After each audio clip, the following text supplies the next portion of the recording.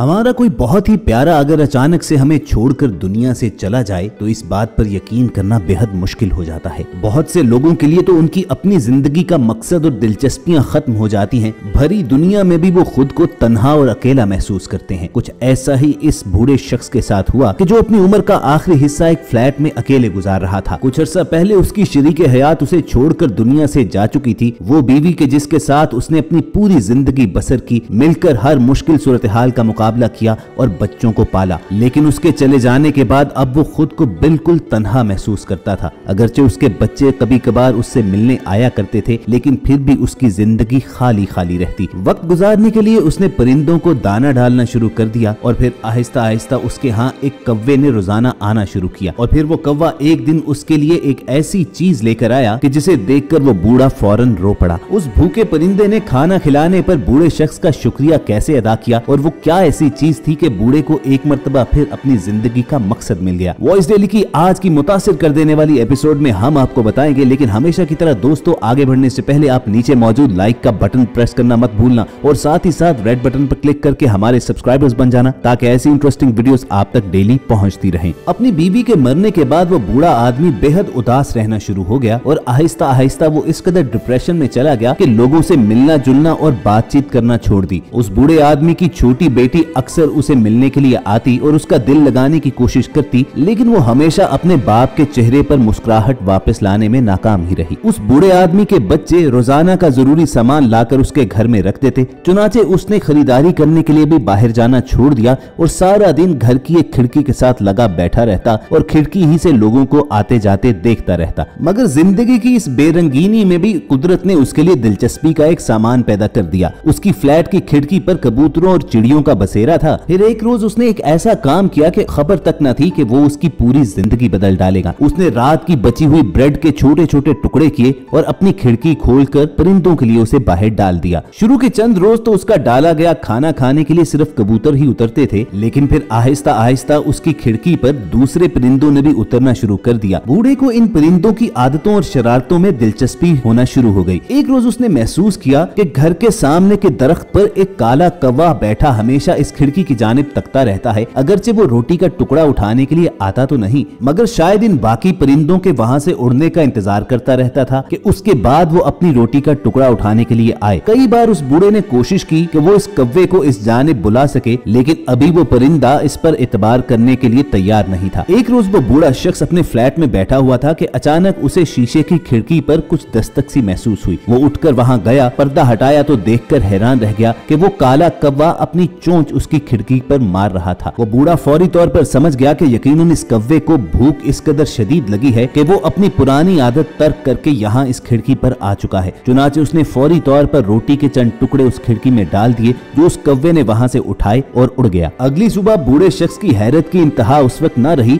जब फिर उस कौवे ने दोबारा उसकी खिड़की पर आकर दस्तक दी, लेकिन उस रोज कौवा वो रोटी का टुकड़ा उठाकर वहाँ से उड़ नहीं गया, बल्कि बैठा खाता रहा और उस बूढ़े शख्स की जानिब देखता रहा। कई रोज तक यही मामूल जारी रहा और फिर आहिस्ता आहिस्ता वो कौवा उस बूढ़े आदमी से इस कदर मानूस हो गया कि एक रोज जब उस बूढ़े ने खिड़की खोली तो वो उड़कर अंदर भी आ गया। कौवे को सबसे ज्यादा सियाना परिंदा कहा जाता है और यूं महसूस होता था कि वो उस शख्स की तन्हाई को दूर करने के लिए कुदरत का इशारा समझ चुका था। दिन गुजरते चले गए और आहिस्ता आहिस्ता वो कौवा उस बूढ़े शख्स के फ्लैट का एक बासी ही बन गया। वो अकेला बूढ़ा आदमी रोजाना उसे खाने को देता और फिर अपनी पुरानी यादें लेकर उसके सामने यूं बैठ जाता जैसे वो कोई बच्चा हो जिसे कोई उसका बुजुर्ग अपनी जवानी और बचपन की कहानियां सुना रहा है। वो बूढ़ा आदमी उस कौवे को अपनी बीवी के बारे में बताता कि वो उससे किस तरह मिला था, कैसे उनकी शादी हुई और फिर कैसे अचानक वो इस दुनिया से उसे छोड़कर चली गई। वो कौवा भी घंटों खामोश यूं बैठा उसे सुनता रहता जैसे उस बूढ़े की सारी बातें वो समझ रहा हो। सर्दी का मौसम आया तो बूढ़े शख्स को निमोनिया इस कदर शदीद हुआ कि उसका सांस तक चलना मुश्किल हो गया। बिस्तर पर ही मुस्तकिल लेटा रहता और उसमें इतनी हिम्मत भी बाकी न रही कि वो उठकर खिड़की तक जा सकता और उन तमाम परिंदों खसूसन कौवे को देख सकता जिसे वो रोजाना खाना खिलाता था। दूसरी जानिब कौवा भी मुसलसल कई रोज तक उस खिड़की के बाहर आकर बैठता रहा, लेकिन जब कई हफ्ते उसे अपने मोहसिन की शक्ल नजर न आई तो फिर उसने वहाँ आना तर्क कर दिया। उस आदमी की हालत ज्यादा बिगड़ी तो उसकी छोटी बेटी उसकी तीमारदारी के लिए आ गई। उसकी निगहदाश्त की वजह से वो बूढ़ा बहुत जल्द सेहतयाब हो गया। सेहतयाब होते ही उसके जिस्म में जूं ही जरा सी कुव्वत वापस आई तो वो बूढ़ा उठा और अपना खाना लेकर खिड़की के पास बैठ गया। खाने का एक जरा सा टुकड़ा उसने खिड़की के बाहर रखा और अपने उस कव्वे दोस्त का इंतजार करने लगा, लेकिन उसे मायूसी ही का चेहरा देखना पड़ा जब काफी देर तक यूं ही बैठे रहने पर भी वो कौवा कहीं नजर न आया। उसकी बेटी ने इस ख्वाहिश का इजहार किया कि वो चाहती है कि उसका बाप उसके साथ ही चला जाए ताकि वो यहाँ फ्लैट पर अकेला न रहे और उसकी बेहतर खिदमत की जा सके, लेकिन उस बूढ़े ने फ्लैट छोड़ने से इनकार कर दिया और कहा कि मेरा दिल ये परिंदे बहलाते रहते हैं और अब मेरी जिंदगी का मकसद शायद अपने इन्हीं नए दोस्तों को खाना खिलाना ही है। लेकिन जब अगले 3 रोज तक भी वो कौवा वापस न आया और उस बूढ़े शख्स की बेटी मुसलसल इसरार करती रही तो आखिरकार वो बूढ़ा उसके साथ जाने के लिए रजामंद हो गया। मगर अपनी बेटी के घर में शिफ्ट हो जाने के बाद भी उसकी तबीयत की उदासी और तन्हाई कम न हुई। उसकी बेटी ने उसे मशवरा दिया कि परिंदों को खाना खिलाने का अपना पुराना मामूल वो यहाँ पर भी कर सकता है।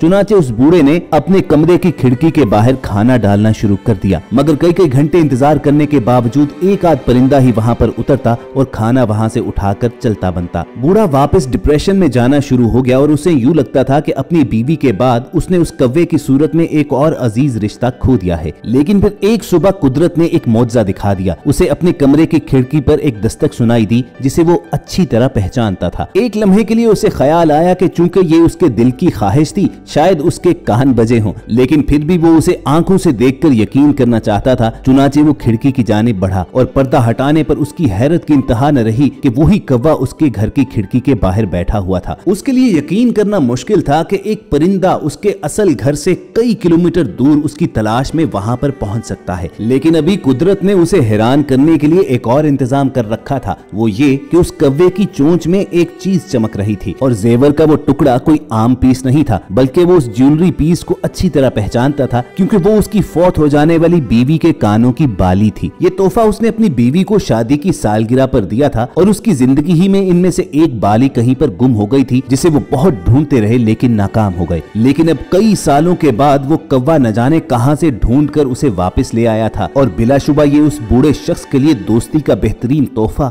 और यादों का एक हसीन खजाना था। उस बूढ़े आदमी पर एक अजीब कैफियत तारी हो गई। वो खिलखिला कर तो हंसने लगा लेकिन उसकी आंखों से आंसू भी जारी थे। उसके लिए समझना मुश्किल था कि कैसे उस कौवे ने तकरीबन 100 किलोमीटर दूर उसका घर ढूंढ लिया और उसके लिए कई साल पहले गुम हो जाने वाला एक बेशकीमत तोहफा लेकर आया। उसकी बेटी ने उसे बताया कि कौवे इंतहाई ज़हीन परिंदे होते हैं। मुमकिन है कि कभी उसने कानों की ये बाली कहीं ग्राउंड पर गिरे हुए देखी हो और इस चमकती हुई चीज को उठाकर अपने घोंसले में ले गया हो। और आज जबकि बूढ़े के लिए जिंदगी की तमाम दिलचस्पियां खत्म हो चुकी थी तो कुदरत ने शायद इस कौवे के जरिए यादों का ये खजाना भिजवा कर इशारा दिया है कि उसे वापस जिंदगी की तरफ लौट आना चाहिए। बूढ़े की समझ में सारी बात फौरन आ गई और फिर उसने तहैया किया कि वो अपनी बाकी मांदा जिंदगी भरपूर तरीके से गुजारेगा। चुनाचे वो वापस उसी फ्लैट पर चला गया जहां उसने अपनी मामूल की जिंदगी शुरू की। वो हमेशा की तरह बाहर जाता, अपने हमसायों के साथ हंसता खेलता, अपने बच्चों से बात करता और सुबह शाम इन परिंदों को खाना खिलाकर उनकी कंपनी से भी लुत्फानंदोज होता। और यूं इस एक छोटी सी नेकी की वजह से उस बूढ़े की जिंदगी बदल डाली। तो दोस्तों आप भी याद रखिए कि नेकी का छोटे से छोटा काम भी कभी जाया नहीं जाता है। और अगर आप हमारी इस बात से इत्तेफाक करते हैं तो इस वीडियो को लाइक करके फेसबुक और व्हाट्सएप के जरिए ज्यादा से ज्यादा लोगों के साथ शेयर कीजिए और रेड बटन पर क्लिक करके और बेल आइकॉन को प्रेस करके हमारे सब्सक्राइबर्स बन जाइए। जल्द मिलने की उम्मीद के साथ आपको अलविदा कहेंगे।